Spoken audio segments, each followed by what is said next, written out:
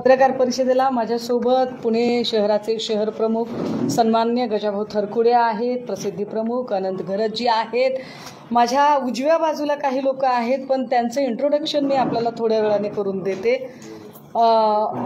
काल फलटणमध्ये माननीय मुख्यमंत्री देवेंद्र फडणवीस गेले आणि त्यावेळेला ते तिथे त्यांनी रणजित सिंह नाईक निंबाळकर यांना क्लीन चिट दिली। आम्हाला कळलं नाही की ही क्लीन चिट त्यांनी नेमकी कोणत्या आधारावर दिलेली आहे आणि त्यात त्यांनी असं म्हटलं की रणजित सिंह नाईक निंबाळकर जर दोषी असते तर मी त्यांना नक्कीच सोडलं नसतं। त्यांनी असं कित्येक लोकांना सोडलेलं आहे आणि त्याचे एपिसोड मी आजपासून सुरू करते। 2 दिवसांनी मी अजून एक महत्त्वाचा की देवेंद्रजींच्या ताफ्यात असणारा, देवेंद्रजींच्या छत्रछायेखाली असणारा केवढा मोठा गुंड देवेंद्रजी, ज्याच्यावरती किमान 100-150 केसेस आहेत, असा माणूस देवेंद्रजींच्या सोबत कसा फिरतो हेही मी 2 दिवसांनी पूर्ण पुराव्यांसकट सांगेल। पण तुर्तास ही सुसाईड नोट आहे, जी सुसाईड नोट सगळीकडे फिरली, संपदा मुंडेची जी सुसाईड नोट फिरली त्याच्यामध्ये हातावर तिची सुसाईड नोट आणि दुसरं हे पत्र, जे पत्र तिने इन्क्वायरीच्या संदर्भाने लिहिलेलं होतं। या पत्राचा जर हँडरायटिंग बघितलं तर संपदाची बहीण असं सांगते की हे हँडरायटिंग आणि तिच्या हातावर लिहिलेलं हँडरायटिंग याच्यात फरक आहे आणि ते हस्ताक्षर हे अजिबात संपदा मुंडेचं हस्ताक्षर नाही। हा पहिला मुद्दा। दुसरं असं की या सगळ्यांच्या मध्ये गोपाल बदने आणि प्रशांत बनकर या 2 लोकांची नावं घेतली गेली। गोपाल बदने आणि प्रशांत बनकर ही दोनही माणसं हजर झाली। मला कायम प्रश्न पडतोय की जेव्हा कधी एखादी हाय प्रोफाईल केस असते तेव्हा हाय प्रोफाईल केसमधला जो कोणी गुन्हेगार आहे, आरोपी आहे, तो स्वतःहून कसा काय तिकडे हजर होतो। एकाही हाय प्रोफाईल केसमधल्या गुन्हेगाराला किंवा आरोपीला पोलिसांनी अजिबात अटक केलेली नसते। हे फार विशेष आहे। हे नोंदवावं लागेल पुन्हा पुन्हा की जेव्हा संतोष देशमुख खून खटला झाला तेव्हा त्याच्यामध्ये वाल्मिक कराड स्वतःहून हजर, प्रशांत कोरटकर अजिबात महाराष्ट्र पोलिसांनी त्याच्यावर कारवाई केलेली नाही, त्याला बाहेरच्या लोकांनी, कर्नाटक तेलंगणाच्या लोकांनी अटक केलेली होती। अशी कितीतरी आपण गुन्हे सांगू शकू की हाय प्रोफाईल केस असेल तर आरोपी स्वतःहून अटक होतो। याचा अर्थ काय आधी 2 दिवस यांची सगळी व्यवस्थित मॅनेजमेंट होते का? आधी व्यवस्थित बाहेर येऊन बोलाचाली होते का की आम्ही आता हजर होणार आहोत आणि हजर झाल्यानंतर मग आम्हाला तुम्ही कसं बाहेर काढणार आहात ते काय? कारण ज्या पद्धतीने प्रशांत बनकर आणि गोपाल बदने हे हजर झाले, त्यांच्या हजर होण्याच्या मागे आम्हाला खूप साऱ्या गोष्टी संशयास्पद वाटतात। या गोष्टी आम्हाला संशयास्पद का वाटतात? कारण 4 पानी सुसाईड नोटमध्ये संपदा मुंडे असं सांगतात की माझ्यावर प्रचंड दबाव येत होता, मला काही लोकांना फिजिकली फिट आहेत असं सांगायला सांगितलं जात होतं। हे फिजिकली फिट असणं काय प्रकरण आहे तर बीड जिल्हा हा ऊसतोड कामगारांचा जिल्हा आहे। मला प्रचंड वाईट वाटतंय की ऊसतोड कामगारांच्या जीवावर राजकारण करणारे नेते सुद्धा याच्यावर काहीही बोलत नाहीत। हा ऊसतोड कामगारांचा जिल्हा जिथून की राज्यभर वेगवेगळ्या साखर कारखान्यांना कामगार पोचतात आणि राज्यभर जिथे पोचतात तसेच ते उपलवेचा जो कारखाना आहे, जो रणजित सिंह नाईक निंबाळकर यांचा कारखाना आहे, याही कारखान्यावर अनेक ऊसतोडीचे मजूर आणले जातात। विशेषतः बीडमधून काही मजूर जातात। बऱ्याचदा असं होतं की ऊसतोडीचा जो मुकादम आहे त्या मुकादमाकडून काही ठिकाणी पैसे आधी उचली दिल्या जातात आणि एखादा कोयतं म्हणजे जो ऊसतोड कामगार आहे, अर्ध कोयतं म्हणजे फक्त पुरुष, पूर्ण कोयतं पुरुष आणि स्त्री। तर कधी कधी असं होतं की या लोकांकडून उचल घेतलेली आहे मात्र ही लोक निघून जातात किंवा ती कामावर थांबत नाहीत। अशा वेळेला त्यांच्याकडून वसुली करून घेण्याच्या अत्यंत आपल्याकडे काय म्हणता येईल अमानुष पद्धती आहेत। अत्यंत अमानुष पद्धतीने कारखानदार या उचली वसूल करून घेण्याचा प्रयत्न करतात। रणजित सिंह नाईक निंबाळकर यांनी आत्तापर्यंत अशा असंख्य लोकांना मेंटली टॉर्चर केलं, त्यांना उचलून आणलं, त्यांना शारीरिक मारहाण झाली, त्यांना इजा केल्या। मी पुन्हा हे नमूद करते की ऊसतोड कामगारांच्या जिल्ह्यामध्ये ज्यांनी ऊसतोड कामगारांच्या जीवावर आजवर आपलं राजकारण केलं, भाषणांमधून कोयते घासून ठेवा वगैरे भाषा केल्या, पण त्याच कोयतेकरी लोकांच्या सुरक्षेच्या बद्दल मात्र ते चकार शब्दाने बोलायला तयार नाहीत, कारण त्यांना त्यांच्या राजकीय पोळ्या भाजायच्या आहेत. ज्या रणजितसिंह नाईक निंबाळकरांनी हे कामगार उचलून आणायचे, त्यांना मारहाण करायची आणि त्यांच्यावर पोलीस कंप्लेंट दाखल करायची. मोडस ऑपरेंडसी काय आहे? त्याला उचलून आणायचा, त्याला बेदम मारहाण करायची, तो अगदी म्हणजे गलित गात्र झाला पाहिजे, तो मरायला टेकला पाहिजे आणि मग त्याला पोलीस स्टेशनमधून, म्हणजे पोलीस स्टेशनमध्ये तर गुन्हा नोंद होणारच आहे त्याच्यावर, पण त्याला दवाखान्यात न्यायचा, सरकारी दवाखान्यामध्ये न्यायचं आणि सरकारी दवाखान्यात जेव्हा डॉक्टर सांगतायत की अरे हा फिजिकली अनफिट आहे, तुम्ही याला अटक नाही करू शकत, त्यावेळेला त्याला फिजिकली फिट आहे हे सांगण्यासाठी त्याच्यावर जोर जबरदस्ती करायची. हे फिजिकली फिट ठरवणं किंवा अनफिट ठरवणं कोणाच्या हातात आहे? तर अर्थात तिथले वैद्यकीय अधिकारी. वैद्यकीय अधिकारी कोण आहे? संपदा मुंडे आहे. संपदा मुंडे जेव्हा सांगते की he is not physically fit, त्यावेळेला रणजितसिंह नाईक निंबाळकर आणि त्यांची लोक सांगतात की तुम्ही बीडच्या आहात म्हणून तुम्ही वाचवताय का? म्हणजे बीड हा काही स्टिग्मटाइज जिल्हा आहे का? बीडमध्ये माणसं राहत नाहीत का? बीडमधल्या माणसांना काळीज नाहीये का? आणि जर बीडमधला माणसांना काळीज नसेल आणि बीड स्टिग्मटाइज असेल, बीडला जर तुम्ही डाग लावणार असाल आणि बीडचं पोलीस स्टेशन राजकीय लोक हाताळत आहेत तसं सांगत असाल, तर फलटणमधलं पोलीस स्टेशन कोण हाताळतं? फलटणमधल्या पोलीस स्टेशनला सतत गैरवापर करून कोण चुकीचे गुन्हे टाकतं? माझ्याकडे काही FIR आहेत. रणजितसिंह नाईक निंबाळकर जेव्हापासून भाजपमध्ये गेले, किती त्यांनी पोलीस कंप्लेंट केल्या? आपल्याला आश्चर्य वाटेल, 2022 पासून किती पोलीस कंप्लेंट कराव्यात? पोलिसांना हाताशी धरून रणजितसिंह नाईक निंबाळकर यांनी पोलिसांना हाताशी धरून किती पोलीस कंप्लेंट कराव्यात? 1, 2, 3, 5, 10, 25, 50, 75, 100, 125, 277 पोलीस कंप्लेंट केल्या. होय दादा, शॉकिंग आहे ना? 277 पोलीस कंप्लेंट रणजितसिंह नाईक निंबाळकर यांनी पोलिसांना हाताशी धरून केल्या आणि ज्याच्यामध्ये पोलिसांनी काय पद्धतीने लोकांना त्रास दिला, माझ्याकडे त्या प्रत्येकाची यादी आहे. माझ्याकडे याच्यातला ताई हे जरा कागद बघा, सॉर्ट करा. मी आपल्याला एक एक करून ज्याला ज्याला ह्या FIR पाहिजे या सगळ्या FIR गोळा करण्यात माझा खरा तर वेळ गेला, मला झेरॉक्स काढण्यात वेळ गेला. किती FIR कराव्यात, काय FIR घ्यायच्यात त्या घ्या तुम्हाला. ह्या सगळ्या FIR रणजितसिंह नाईक निंबाळकरांकडून झाल्यात. सगळीकडे फिर्यादी उपळवेचा साखर कारखाना आहे, ह्या सगळ्या FIR आहेत. घ्या. नाही, ह्या कामगारांवरच्या आहेत. बीडच्या लोकांना काय त्रास होतो, बीडच्या लोकांना काय पद्धतीने परेशान केलं जातं, फक्त माणूस बीडचा आहे म्हणून, ती डॉक्टरीन बीडची आहे म्हणून तिचा जीव घेतला तुम्ही. ह्या किती पोलीस कंप्लेंट आहेत? ह्या सगळ्या पोलीस कंप्लेंट FIR आहेत. या कंप्लेंट नाही, ह्या FIR आहेत. या सगळ्या FIR मी तुमच्यासाठी आणल्या आहेत. याच्या सगळ्या मी तुम्हाला सॉफ्ट कॉपी द्यायला तयार आहे. किती द्यायच्या? जीव घेता एखाद्याचा आणि कुणाच्या जीवावर उड्या मारतात रणजितसिंह नाईक निंबाळकर? देवेंद्र फडणवीसांच्या. आणि देवेंद्र फडणवीस सांगणार की मी यांना क्लीन चिट देतोय. कोणत्या आधारावर क्लीन चिट दिली त्यांनी? काय त्यांनी या सगळ्या FIR बघितल्या का? अरे एका दिवशी 14 FIR दाखल झाल्यात. कोण पोलीस अधिकारी आहे ते? तो महाडिक कोण आहे? तो राहुल धस कोण आहे? बदने कोण आहे? जायपात्रे कोण आहे? हे सगळे पोलीस अधिकारी. तुम्ही म्हणता ना की बीड मधले पोलीस अधिकारी एकाच ठिकाणी ठेवले जातात. फलटण मध्ये काय चाललंय? मला बीडशी काही घेणं देणं नाही, मला बीडच्या राज्यकर्त्यांशी पण काही घेणं देणं नाही. माझं स्पष्ट म्हणणं आहे की बीडच्या राज्यकर्त्यांनी सुद्धा ऊसतोड कामगार आणि त्यांच्या मतांचा गैरवापर केलेला आहे. त्यांनी त्यांच्या कल्याणाचा विचार केला नाही.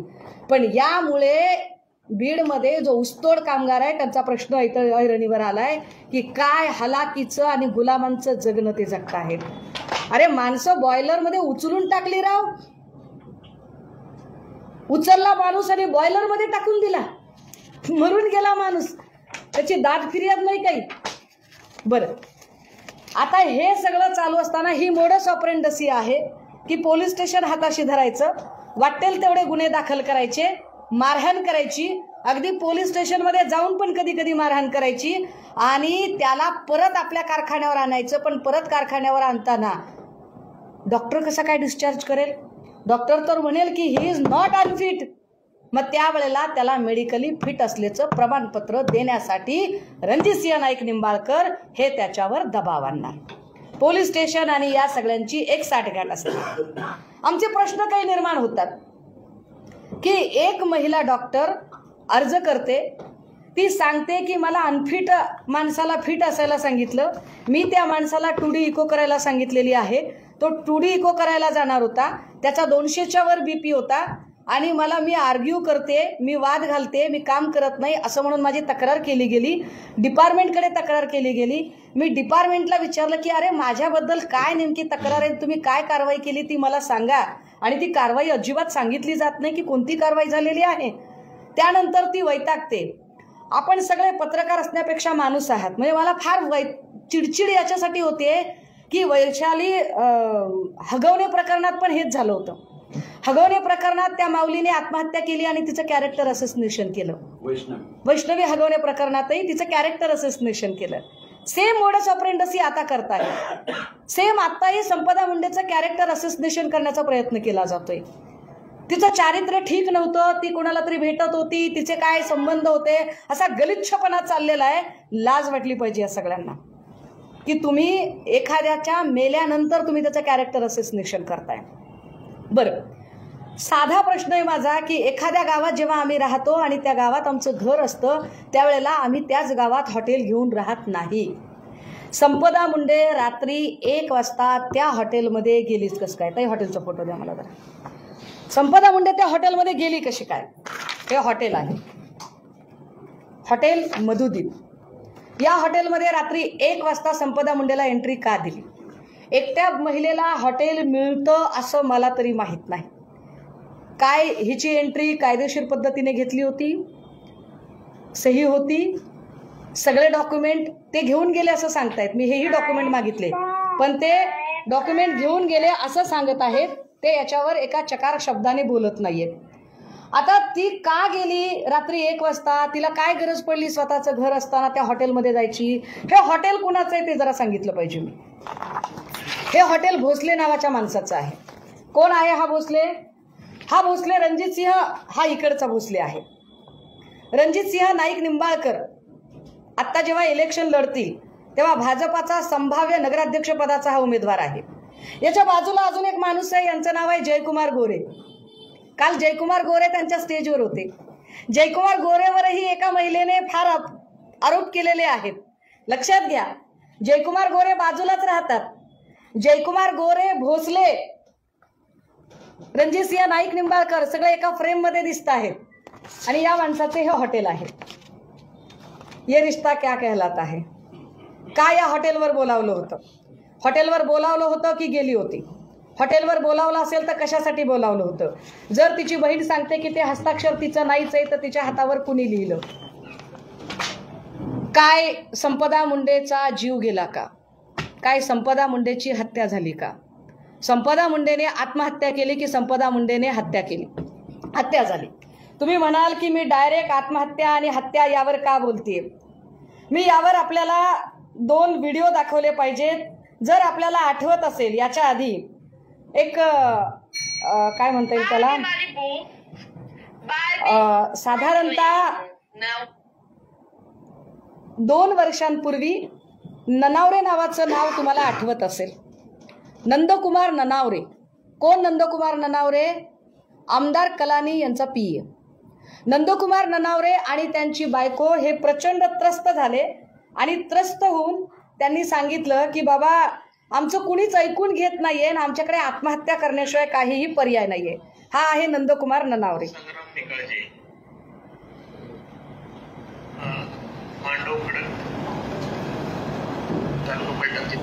मी पूर्ण ऐकायचे असेल मी पूर्ण पण ऐकवते.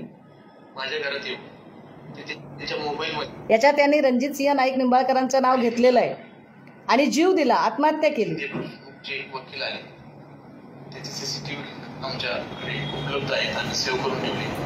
माझ्या घरात येऊन ते त्यांच्या मोबाईलमध्ये काहीतरी करत होते आणि न बोलवता आले आणि जाता नाही.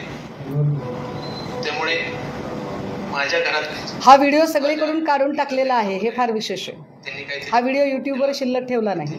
देशमुखांचे वडील. त्यामुळे आम्हाला त्याच्या म्हणजे इतक्या पद्धतशीरपणे टॉर्चर केलंय आणि इतकं फुल ब्लँक केलेलं असल्यामुळे आणि त्याच्यामुळे आता आम्हाला आत्महत्या करण्याशिवाय पर्याय उरलेला नाही. दुसरं बाकी इतर गुन्ह्याबद्दल मला जास्त काही बोलायचं नाही. बाकी चौकशी व्हावी, परंतु मूळ जो आहे तो संग्राम निकाळजे, त्याला मदत करणार नाही. परत एकदा ऐका. मला जास्त काही बोलायचं नाही. बाकी चौकशी व्हावी, परंतु मूळ जो आहे संग्राम निकाळजे आणि रणजितसिंह नाईक निंबाळकर. आता या माणसाला, हा माणूस मरून गेला, दोघं नवरा बायकोनी आत्महत्या केली, पण दोघांनी आत्महत्या केल्यानंतरही यांना बिचाऱ्यांना काही न्याय मिळालाच नाही. मग याचा भाऊ धनंजय ननावरे पुढे आला. हाही व्हिडिओ आपण सोशल मीडियात बघितला असेल की धनंजय ननावरे पुढे येतो आणि तो सांगतो की माझं म्हणणं ऐकून घेतलं जात नाही. जोपर्यंत माझं म्हणणं ऐकून घेतलं जाणार नाही तोपर्यंत मी माझा रोज एक एक अवयव कट करेल आणि देवेंद्र फडणवीसांना भेट देईल. आणि तो स्वतःचा एक बोट कापतो, व्हिडिओ बनवतो आणि तो म्हणतो की हे बोट घ्या माझं फडणवीस साहेब. काल फडणवीसांनी क्लीन चिट दिली ना, फडणवीसांनी ज्यांना क्लीन चिट दिली तो माणूस चक्क नंदकुमार ननावरे आणि नंदकुमार ननावरेची बायको मरताना ज्या रणजितसिंह नाईक निंबाळकरांचं नाव घेतलं, काल त्याला ते क्लीन चिट देत होते. त्याचा भाऊ याने सोशल मीडियाच्या समोर येऊन, तोही व्हिडिओ आहे माझ्याकडे, तोही पाठवते मी आपल्याला, की तो आपलं बोट तोडून घेतो, एक एक अवयव तोडतो. त्याचे व्हिडिओ सोशल मीडियात व्हायरल होतात आणि नंतर चौकशी लागते, पण चौकशीत फक्त बालाजी किनीकरचं नाव घेतलं जातं. रणजितसिंह निंबाळकर मात्र वाचतात. बालाजी किनीकर शिंदेचे आमदार आहेत. काय म्हणजे आपल्या सत्तेचा गैरवापर करणारे. यांची मोडस ऑपरेंडस ही आहे की पोलीस स्टेशनला हाताशी धरायचं. जो कोणी आपल्या डोक्याच्या वर जातो किंवा जो कोणी आपलं ऐकत नाही त्यांना आपण पाहिजे त्या पद्धतीने त्यांना दाबत राहायचं. हा एक फोटो आहे माझ्याकडे. ही जी मुलगी आहे फोटोतली, हिची बहीण एक आहे. जुळ्या बहिणींनी आत्महत्येचा प्रयत्न केला. म्हणजे एकटी संपदा मुंडे नाहीये आत्महत्या करणारी, लक्षात घ्या. एकट्या संपदा मुंडेचा जीव गेला नाही. म्हणजे लोकांना वाटते की अरे बीड बीड बीड, पण बीडकडे तुम्ही अशा नजरेने बघितल्यामुळे बीडमधल्या कामगारांचा पण जीव गेला हे पण बघा. बीडच्या कामगारांचे, बीडच्या कुटुंबकांचे अक्षरशः संसार उद्ध्वस्त व्हायची वेळ आली. ही मुलगी कोण आहे? दिगंबर आगवणे हे नाव सगळ्या अख्ख्या मतदारसंघात माहिती आहे. फलटण मतदारसंघामध्ये ही जी मुलगी आहे, ही मुलगी आणि हिची बहीण दोघींनी आत्महत्येचा प्रयत्न केला. वेळेत उपचार मिळाल्यामुळे या दोघींचा जीव वाचला. आत्महत्येचं कारण काय बाई सांग तुझं नाव. नमस्कार. ज्या मुलीने आत्महत्येचा प्रयत्न केला ती मुलगी पुढे आहे. रणजितसिंह नाईक निंबाळकर यांनी किती लोकांचे बळी घेतलेत ऐका. नमस्कार, मी वर्षा दिगंबर आगवणे. दिगंबर आगवणेंची माईक इकडे ठेवायचे. एकच हे गंभीर प्रकरण आहे दादा.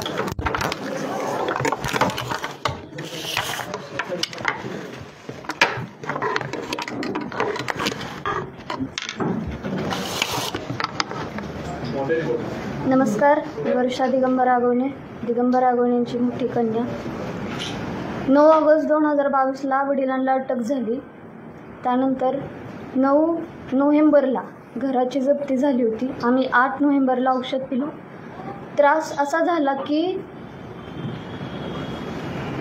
जगदीश कदम हे गावातले म्हणजे रणजितसिंह नाईक निंबाळकर साहेब यांचे कार्यकर्ते आहेत. ते गावातच राहतात आणि त्यांनी आम्हाला घरी येऊन धमकी दिली की आम्ही तुमच्या वडिलांचा कार्यक्रम लावलेलाच आहे, आता तुमचाही कार्यक्रम लावतो. कारण घरी कधी उंबऱ्याच्या आत किंवा गेटच्या आतमध्ये जी लोक वावरतही नव्हती, आज ती लोक घरापर्यंत म्हणजे अक्षरशः किचनपर्यंत ती लोक वावरत होती आणि आम्हाला खूप भीती वाटत होती. आणि त्या भीतीच्या ह्याच्यामध्ये आम्ही रणजितसिंह नाईक निंबाळकर साहेब ह्याच्या पत्नी जिजामाता साहेब नाईक निंबाळकर यांना फोनही केला होता आणि त्यांना आम्ही सांगितलं की वहिनी साहेब, आम्हाला खूप भीती वाटते आहे आणि आम्ही अनसेफ फील करतोय, तुम्ही प्लीज याच्यात दखल घ्या, तुम्ही साहेबांना सांगा की हे सगळं कुठंतरी थांबवा. तर त्यांनी मला हे उत्तर दिलं की मला यातलं काहीच माहिती नाही, मी काहीच करू शकत नाही, आणि त्यांनी फोन ठेवून दिला. मग आम्ही खूप घाबरलो, कारण जी मनस्थिती आत्ता संपदा मुंडेताईची झाली, त्यांना खूप हॅरेस केलं, त्या खूप घाबरल्या होत्या, तशीच मनस्थिती आमची झाली होती. आम्हाला सपोर्टिव्हला कोण नव्हतं, कारण 9 ऑगस्ट 2022 वडिलांना अटक झाल्यानंतर अवघ्या 2 दिवसात आमच्या मम्मीवर ही झाली होती, केस झाली, त्यामुळे तीही फरार होती. आम्हाला सपोर्टिव्ह असं कोणीच नव्हतं आणि आम्ही घरी दोघीच बहिणी, त्यामुळे आम्हाला अशी भीती वाटायला लागली की आता आमच्यावरही सगळा गेम हे होऊ शकतो, म्हणजे आमच्यावरही कोणीतरी हात टाकेल, अशी आम्हाला भीती वाटत होती. म्हणून काहीतरी वाईट होण्यापेक्षा स्वतःचा जीव संपवलेला बरा, असं आम्ही असा विचार करून आम्ही दोघींनी औषध पिलं. आणि जप्ती ही माझ्याकडे पुरावे आहेत.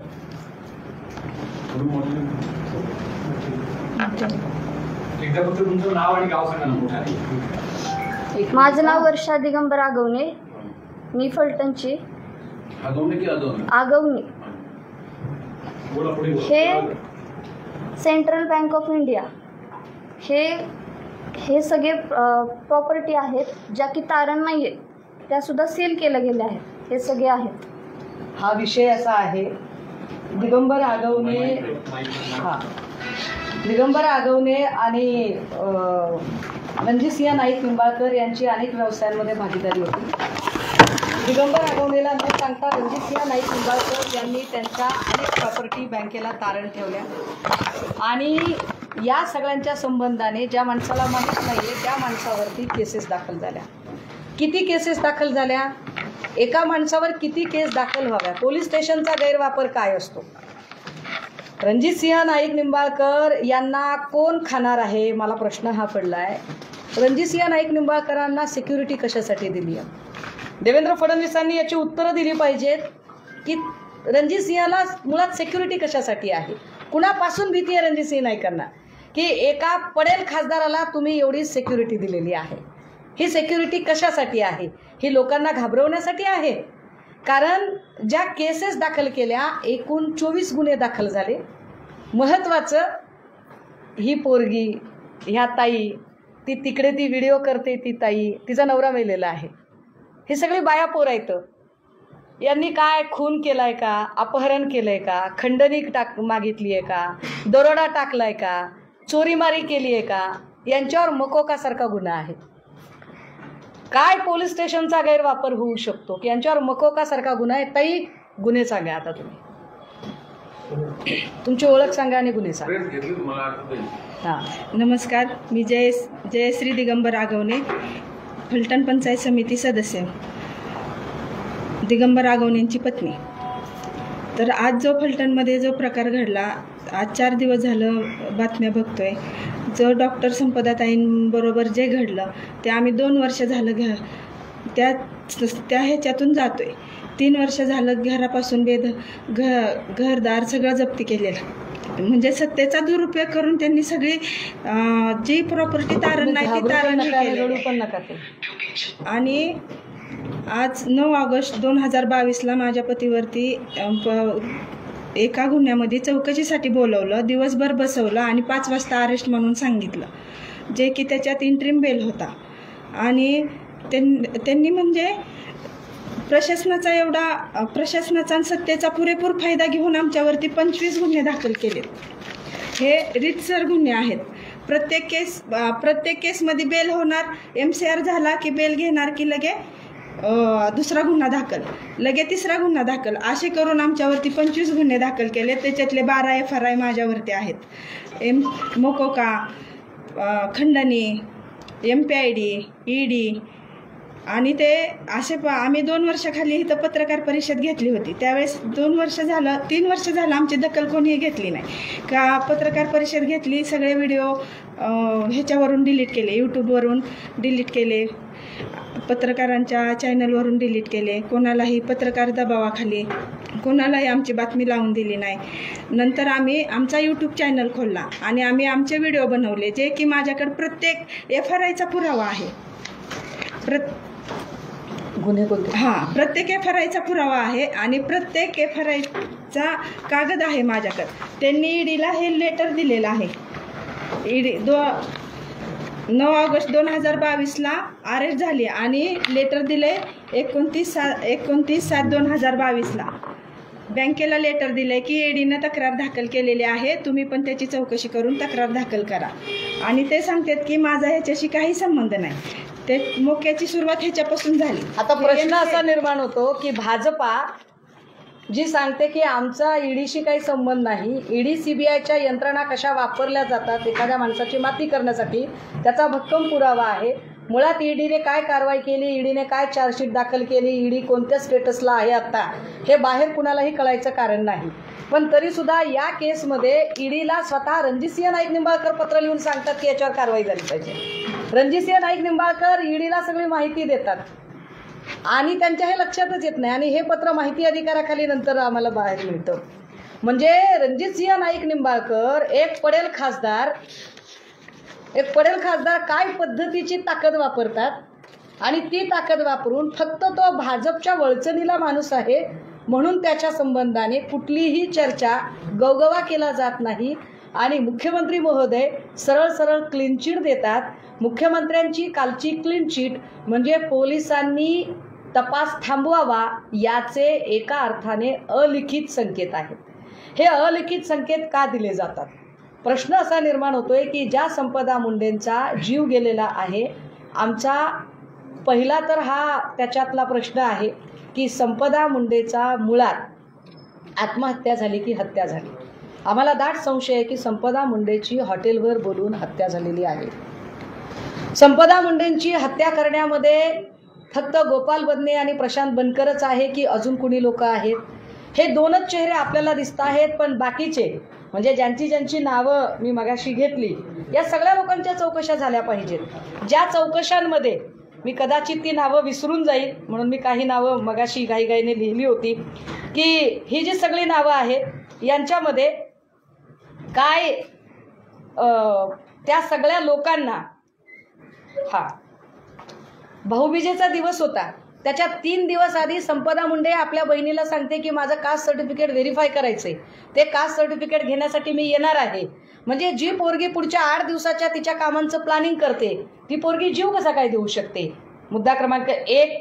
दुसरं असं की ती आत्महत्या नसून हत्या आहे असं आम्हाला का वाटतं, तर तिची बहीण सांगते की ते हस्ताक्षर जुळत नाही.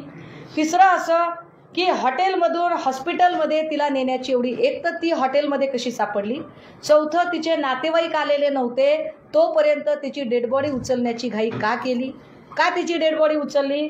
की फक्त ती बीडची आहे म्हणून, तिचं आडनाव मुंडे आहे म्हणून? म्हणजे एक मुंडे आडनाव जर तुम्हाला कुठेतरी आरोपांच्या कक्षेत सापडलं तर तुम्ही सगळ्या मुंडेंकडे तसंच बघणार का?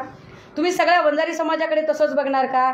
माफ करा, मी कधी जातीचं राजकारण करत नाही, पण ज्या पद्धतीने एका मुलीचं कॅरेक्टर असॅसिनेशन केलं गेलं, मला आश्चर्य वाटते की काही पत्रकार बूम घेऊन जात आहेत आणि बदनेच्या कुटुंबाचे इंटरव्ह्यू करतात. बदनेच्या, अरे गुन्हेगाराचं उदात्तीकरण करता तुम्ही. बदनेच्या कुटुंबाचे इंटरव्ह्यू केले जातात, त्याच्यामध्ये तो कोण दुसरा आहे बनकर, त्याच्या कुटुंबाचे इंटरव्ह्यू केले जातात. आणि इंटरव्ह्यू करणाऱ्यांचं म्हणणं दाखवताना सारासार विवेक वापरला जात नाही की जर त्या बाईचं खरं असेल तर ती तोंड बांधून का बोलतेय? तिला तोंड बांधायचं काय अधिकार आहे? म्हणजे जिच्याबद्दल इतकं वाईट झालं तिचं नाव अक्षरशः तुम्ही मात्र उधळावं तसं उधळून टाकलं. आणि जी मखलाशी करत एक महिला बोलते ती तिचा चेहरा झाकून बोलते, त्याच्यात काहीही सस्पेक्टेड वाटत नाही. किती लोक आहेत, माझा कुणाकुणावर संशय आहे, मला काही नावं सांगायची आहेत. याच्यात फक्त बदने आणि बनकर हे स्वतःहून आले. कदाचित त्यांना सांगून ठेवलंय का की तुला थोडा दिवस त्रास होईल पण नंतर आम्ही बाहेर काढू? याच्यामध्ये सुसाईड नोट गायब झाली आहे का? कारण जी पोरगी 4 पानाचं पत्र लिहू शकते तेही स्वतःच्या हस्ताक्षरामध्ये की तिला काय त्रास होतो हे तिच्या वरिष्ठांना लिहू शकते, काय ती पोरगी कागदावर सविस्तर सुसाईड नोट लिहिणार नाही? जी पोरगी एवढं मोठं पत्र 4 पानाचं पत्र लिहू शकते, ती पोरगी हातावर 4च ओळी कसं काय लिहिली? आणि तेही तिच्या हस्ताक्षरात नाही असं सांगितलं जाते.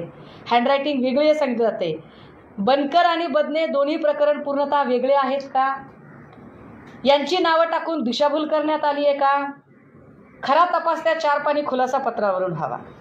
रणजितसिंह नाईक निंबाळकर चौकशीच्या कक्षेत आलेच पाहिजेत, कारण रणजितसिंह नाईक निंबाळकरांच्या संबंधाने मी एक नाही अनेक प्रकरणं सांगितली आहेत. एवढ्या सगळ्या FIR ज्या दाखल झाल्या, ज्या बीडच्या ऊसतोड कामगारांवर दाखल झाल्यात, हे सगळ्या त्या आहेत. या सगळ्यांच्या सॉफ्ट कॉपी मी द्यायला तुम्हाला तयार आहे. मी नंदकुमार ननावरेचं प्रकरण सांगितलं, ज्याच्यात आत्महत्या करण्याच्या आधी त्याने रणजितसिंह नाईक निंबाळकरांचं नाव घेतलं, पण रणजितसिंह वाचले त्याही वेळेला. मी आत्महत्येचा प्रयत्न केलेल्या दोन्ही पोरी आगवणेंच्या, त्या पोरी इथे हजर केल्या आहेत. ज्या पोरींच्यावर अक्षरशः त्यांच्या अंगावर हात टाकला जाईल इथंपर्यंत त्यांच्या मनामध्ये दहशत निर्माण केली. आपल्या घरात आपली आई नाही, बाप नाही, आपल्या आईबापांनाही देशोधडीला लावले. आता आपण जर आपल्या आबरूवर जर हात टाकला तर काय करावं? त्यापेक्षा आपण मेलेलं बरं, असं म्हणून 2 पोरी आत्महत्येचा प्रयत्न करतात. याबद्दल काय? याच्यामध्ये रणजितसिंह नाईक निंबाळकरांचे 2 PA रोहित नागटिळक, राजेश शिंदे चौकशीच्या कक्षेत आले पाहिजे. डॉक्टर अंशुमन धुमाळ, जो अंशुमन धुमाळ हा तिथला हेड आहे, ज्या डॉक्टर अंशुमन धुमाळकडे तक्रार केलेली होती, ज्याला माहीत होतं. तत्कालीन DYSP राहुल धस, हे राहुल धस सुद्धा चौकशीच्या कक्षेत आले पाहिजे. यांच्याकडे 3 वेळा संपदाने तक्रार केलेली आहे. जी पोरगी एक फायटर स्पिरिट घेऊन आहे, जी पोरगी माझ्यावर काय तक्रार झाली याची मला माहिती मिळावी अशी स्वतःच माहिती अधिकाराखाली माहिती मागवते, तिने खरंच आत्महत्या केली असेल. याच्यानंतर PI सुनील महाडिक याला चौकशीच्या कक्षेत आणलं पाहिजे. हे सगळे लोक सहकार्य करत नव्हते. फलटण ग्रामीणचे परत API जायपात्रे, PSI पाटील यांना का चौकशीच्या कक्षेत आणायचे? तर API जायपात्रे आणि PSI पाटील हे दोघेही जण तिला कायम तू बीडची आहेस, तू गुन्हेगारांच्या जिल्ह्यातली आहेस असं म्हणून तिला मेंटली टॉर्चर करत होते.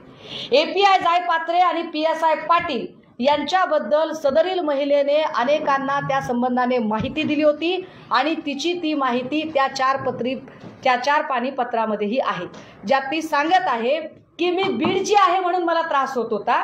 म्हणजे की तू बीडची आहेस, तू गुन्हेगारांच्या जिल्ह्यातली आहेस, तुझा आडनाव मुंडे आहे, त्यामुळे तुझं म्हणणं कुणी खरं धरणार नाही आणि तुझं काही झालं तरी तुझ्याकडे कुणी बघणार नाही, तुला कुठलीही सहानुभूती मिळणार नाही. दादा हो, हे गंभीर आहे.